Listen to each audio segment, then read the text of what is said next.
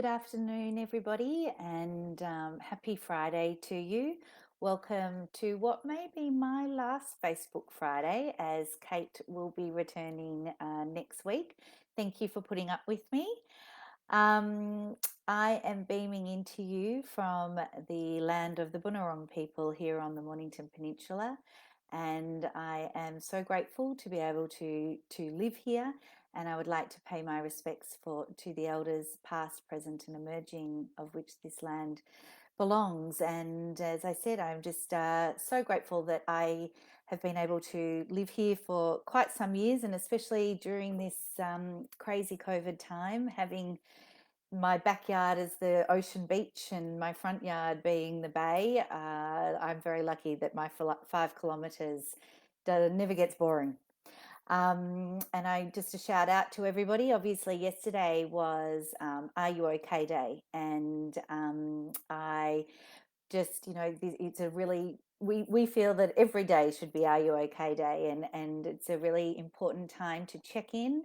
To see how you're all going, to see how your carers are going, your support people, your family, because it has been a year like no other. And for you, life has always been probably thrown into disarray ever since you started on this journey with us. So, sending you all our positive thoughts and support over this time. So thank you for joining me today. I just thought I would, after looking at some of the posts during the week and some of the conversations I've been having with research organisations and pharmaceutical companies and government, I thought it would be a really opportune time to highlight some of the resources that we do have for you, but to go back to basics a little bit and just talk about the importance of knowing what sort of tumor you have and what that actually means to your treatment, and the potentially long journey that we're on together.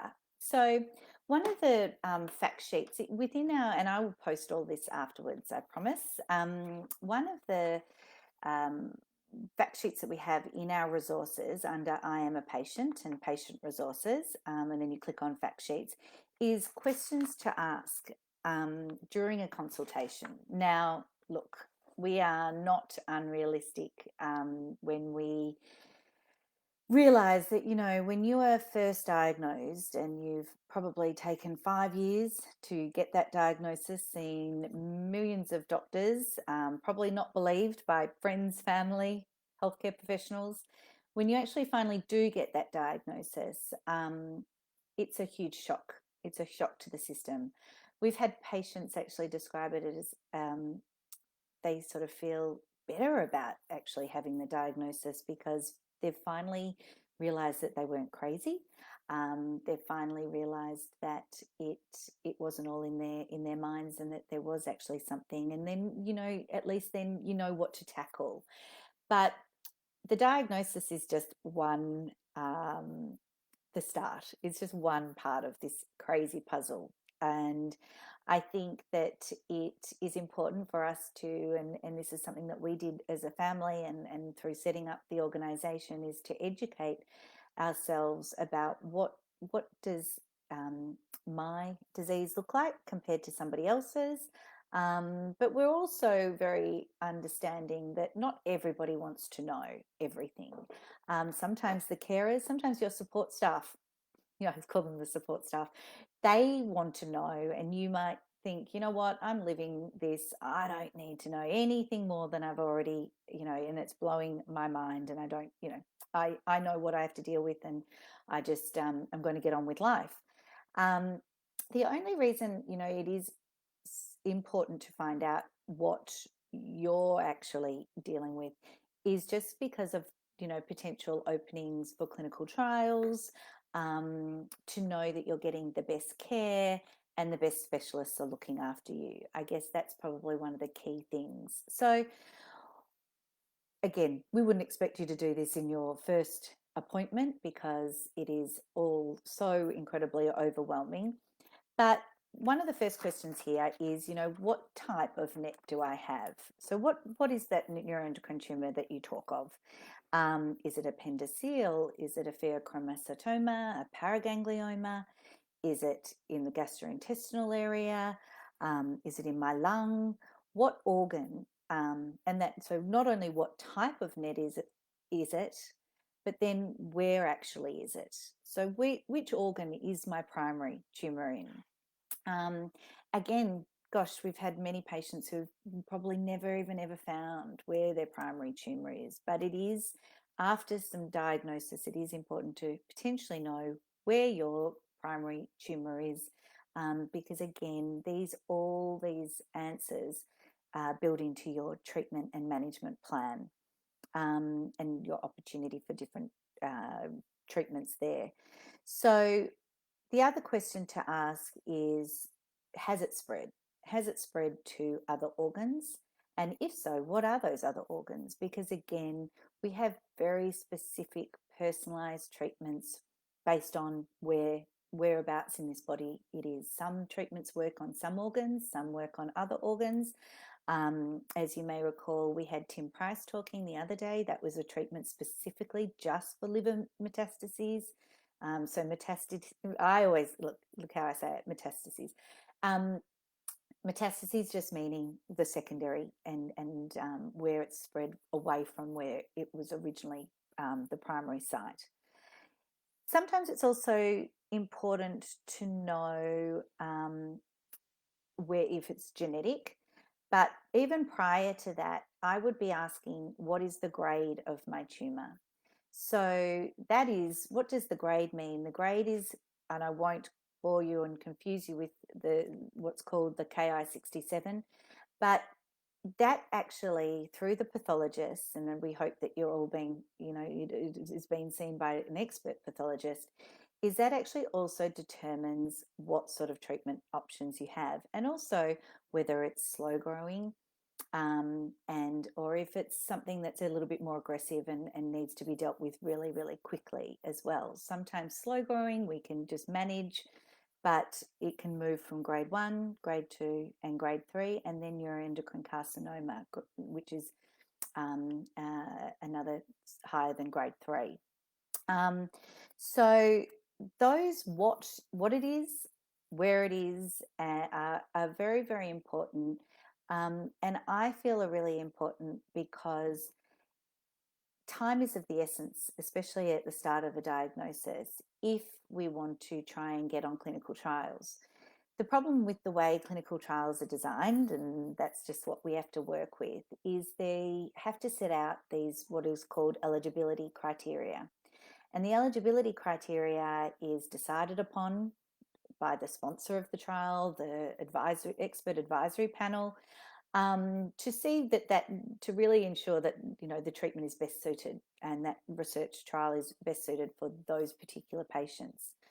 What we see though is sometimes patients are not going to be eligible for a trial because they've already had a different treatment, and that different treatment may have been, okay, but it would mean that potentially disqualifies you, if you like, from a clinical trial. So that key question is there any clinical trials available to me, should be one of those first questions as well, because if you're seeing a NET specialist, which again might not be in your first appointment, might not be in your second appointment, but hopefully by the time you find us, you've been able to find a specialist who deals with NETs, who are also works with, if not within their own hospital, but works with other clinicians that have open clinical trials. And look, we know that there's not a whole lot of really open ones at the moment, but there are some really interesting ones, and we want to ensure that our patients, one, know about them, but two, are eligible for them. So ensuring that they've been screened, if you like, if you've been screened prior to having any other treatment, to ensure that you have an opportunity, if you choose, to get onto one of these trials. So as I mentioned, what is the NET? where is it? What grade is my tumor or tumors? Um, is there a genetic link? Should I have some genetic testing? Um, the other question, we have here is, are you a NET specialist? Don't be afraid to ask. Don't feel like you're going to offend anyone. I don't think I've ever really worried too much about offending anyone in defense of our patients, because it is so important that you are, and I've mentioned it before, you're an advocate, and that you do see someone who knows what they're doing, that is completely up to date with all the latest global and national research, and that is working collaboratively with a multidisciplinary team with other specialists in this field to ensure that you get um, the best approach to your care at that time. And then also, future proofing what you're going to have next, and then what you're going to do next as well. Um, and that's obviously, the referral is really important. Um, what other tests do I need? Do I need to have the chromogranin A? Do I need to have the gallium PET? Or is it an FDG PET that I'm having? Do I have constant CTs? So just knowing potentially, what sort of scans you're having, because I think that will show if your NET specialist knows what they're talking about, because the diagnostics for NETs is so incredibly important. And we see it as not just an important way to find out if you have a NET, but the diagnostics actually form part of your treatment, and your ongoing journey, because it actually determines what comes next. And sometimes we see, patients, their tumor can change. So it is really vitally important to ensure that you're having those constant tests to determine what, as I mentioned, comes next. We talk about the management options. Is there combinations? I think this is an important one. Can I have an overseas holiday? Although not so important at the moment, because that doesn't seem to be likely until mid-2021. But there is the options, and ensuring that if you are put on a somatostatin analog, and generally, when I talk about having a prior treatment for these clinical trials, the somatostatin analogs, so your lanreotide or your sandostatin, are generally not considered um, a, a, a treatment that will disqualify you from trials. So don't be concerned if that's something that you have straight away. Absolutely. That really won't affect your eligibility for a clinical trial. It's other treatments such as chemotherapy or other PRRT or everolimus that sometimes can change the way. But again, just ensuring that upfront question is had about clinical trials, but be assured that the somatostatin analogs doesn't affect that. Will I be hospitalized for some treatments? What are the costs? I know that we've spoken about that, and sometimes the doctors won't be able to tell you upfront what they are. But you can always call us and talk to us, and make sure that, that's being discussed. There has been a consensus statement come out from Cancer Australia and Cancer Council about upfront knowing what are the financial costs of treatments, so that you don't get that bill shock later on. Luckily, I think that we have been able to try and contain that as much as possible through our hospitals and our centres of excellence, but it is always a good question to ask up front. And obviously, what are the supports? I'm sort of talking to the converted here, and so you found us, and we hope that we've been able to provide you the support you need, or at least help coordinate some of your care.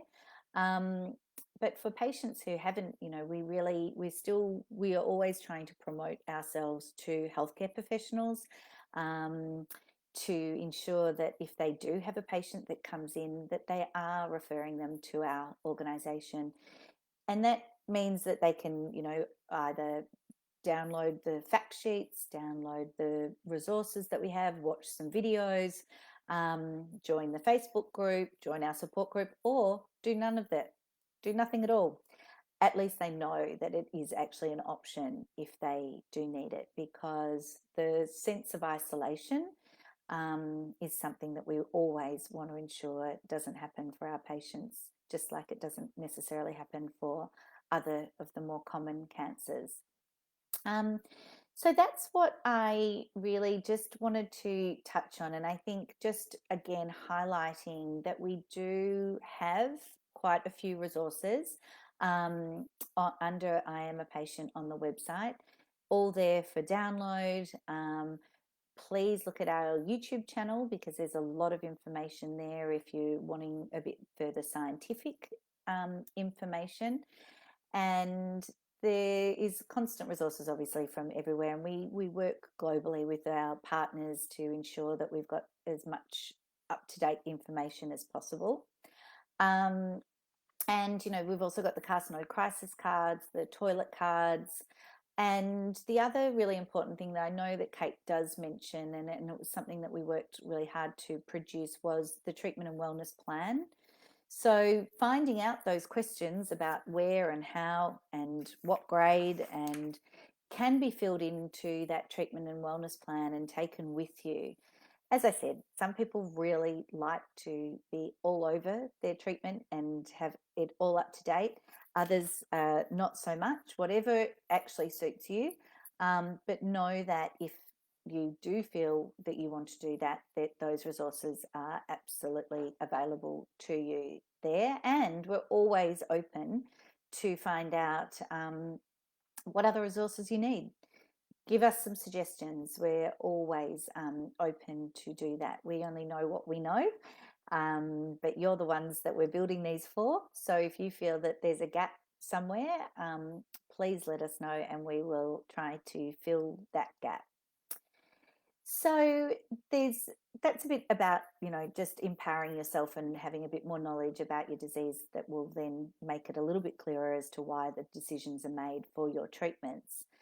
The other things that I just wanted to highlight from this week, it's been, I think every single week gets busier and busier, but as I mentioned last Friday, we have launched our WA petition, and we're really happy that we have having ongoing conversations with the WA government over there and selected MPs who are really supportive of that petition. And again, shout out to our wonderful unicorns in WA and our Consumer Advisory Group member, Michael, who's really pushing that through, and we'll be sitting outside the supermarkets trying to get some signatures on those pieces of paper. If you are in WA, please just print up a sheet and try and get as many as you can, which will all be presented on World Neck Cancer Day. We've also been working on some submissions. As I mentioned, we've got a lot of submissions coming from everywhere at the moment. I'm not sure why every government department has got the deadline of the same thing in October, but we are very hard working away to ensure that neuroendocrine is front and center in some of the decision making that's going on at the moment, or some of the reviews that are going on at the moment, especially with regards to diagnostic tests and access to trials. So we are working very, very hard on that. I think mid-October we'll be a bit more able to breathe once all of these are due.